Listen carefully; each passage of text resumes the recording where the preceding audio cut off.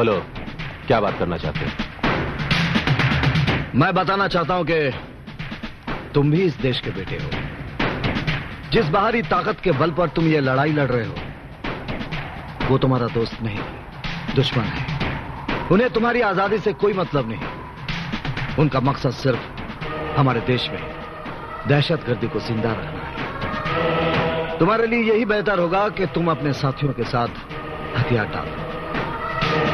मैं तुम्हें यकीन दिलाता हूं, तुम लोगों को कोई सजा नहीं होगी। तुम सब फिर से एक इज्जतदार शहरी की तरह जिंदगी गुजार सकोगे। लगता है तुम्हारी हुकूमत हमारी ताकत से घबरा गई है कैप्टन, इसीलिए तुम्हें अहिंसा का अवतार बनाकर यहां भेजा है, ताकि तुम नॉन वायलेंस की बात करके हमें हथियार डालने पर मजबूर कर सको।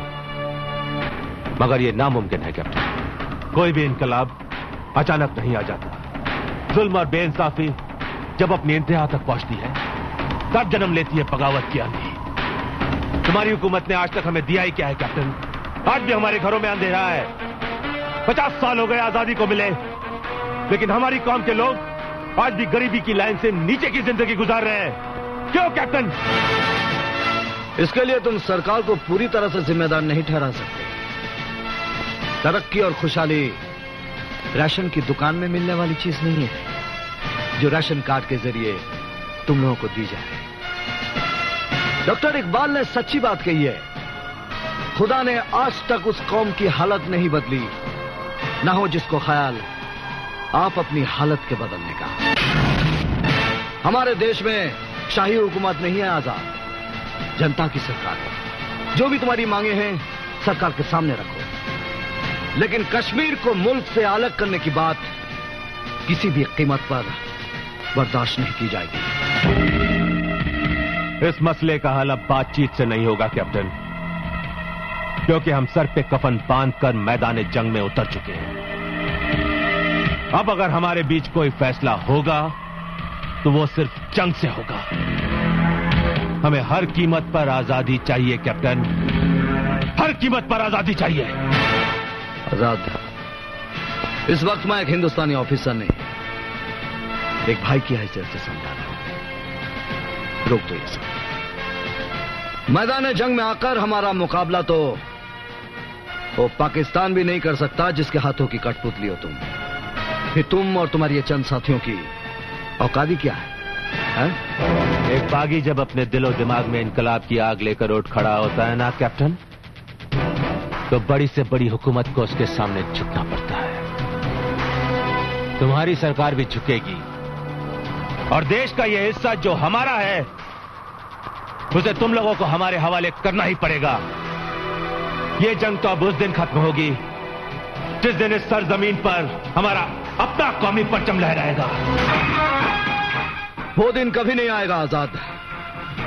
अगर तुमने कोई कौमी परचम बना लिया है तो उसे कफन समझकर संभाल कर रखना, और जाके उन्हें भी बता देना जो तुम्हारे पीछे हैं कि भारत की इस धरती पर तिरंगा के सिवाय अब कोई झंडा कभी नहीं लहराएगा। और एक बात कान खोलकर सुन लो, शहीदों के खून से बना यह तिरंगा भारत मां के सर का आंचल है। इस आंचल के साए में रहोगे तो जिंदगी रहेगी, वरना इस तरह मिटा दिए जाओगे कि तुम्हारी दास्तां तक भी ना होगी दास्तानों में।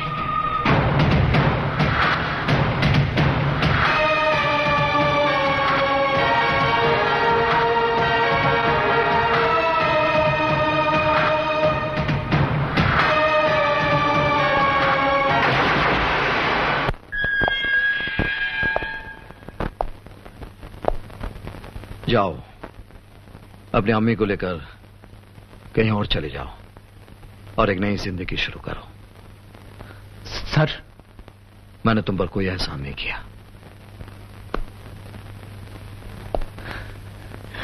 Thank you sir.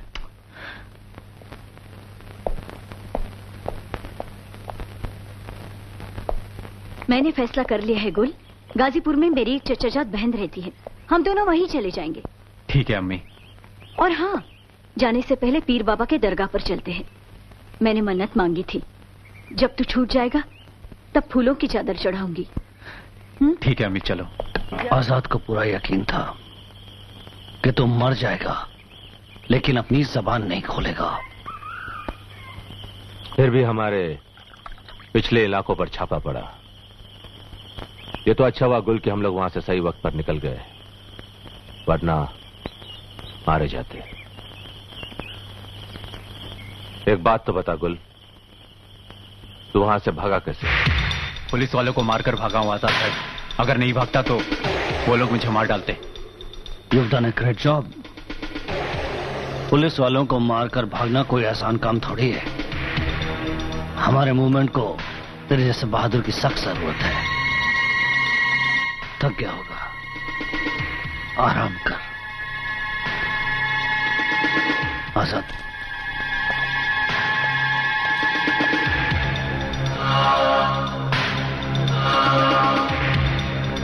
आजाद, ये गुल को कुछ इस पर निगाह रखने की जरूरत है।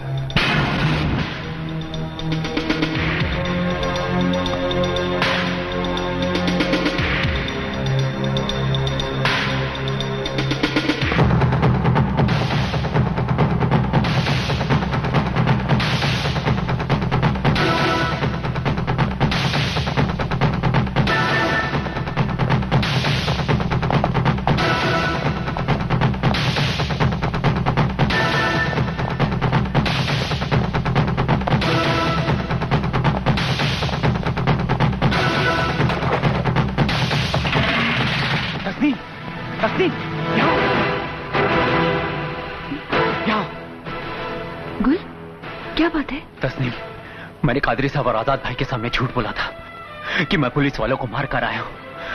दरअसल ये कैप्टन अर्जुन सिंह की मेहरबानी का नतीजा है कि मैं तुम्हारे सामने खड़ा हूं। या अल्लाह। तस्नीम, पुलिस इतनी जालिम नहीं है जितना हमें बताया गया है। अब मेरी आंखें खुल चुकी हैं। अब यहां से भाग चलते हैं तस्नीम, यहां से भाग चलते हैं। चलो वो देखो, चलो।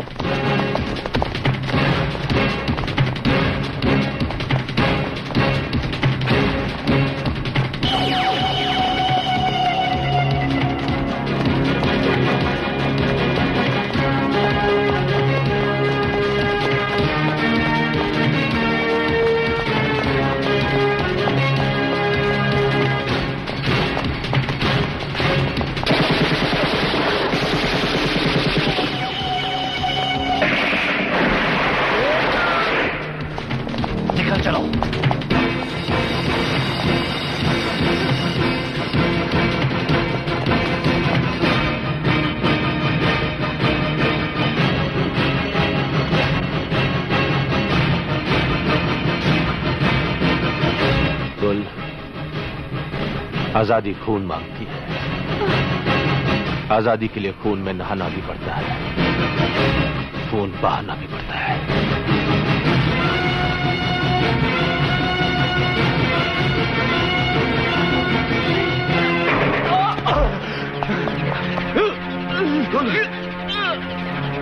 गुल, गुल, मेरी तस्नीम सर। तस्नीम को कुछ नहीं होगा। चल, मैं तुझे हॉस्पिटल ले चलता हूं। नहीं सर, नहीं।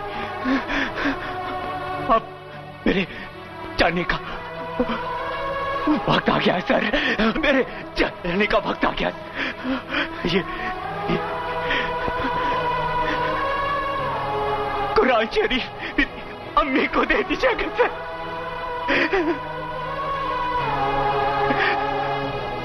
आपने तो मुझे माफ कर दिया सर, लेकिन शायद ऊपर वाले के सामने मेरे गुनाह माफी के काबिल नहीं थे सर। नहीं गुल, पश्चाताप के आंसू से सारे पाप धुल जाते हैं। जिंदगी तो एक गद्दार की मिली थी सर, लेकिन मरना मैं एक सच्चा हिंदुस्तानी बनकर चाहता हूं सर। सच्चा हिंदुस्तानी बनकर। जय हिंद।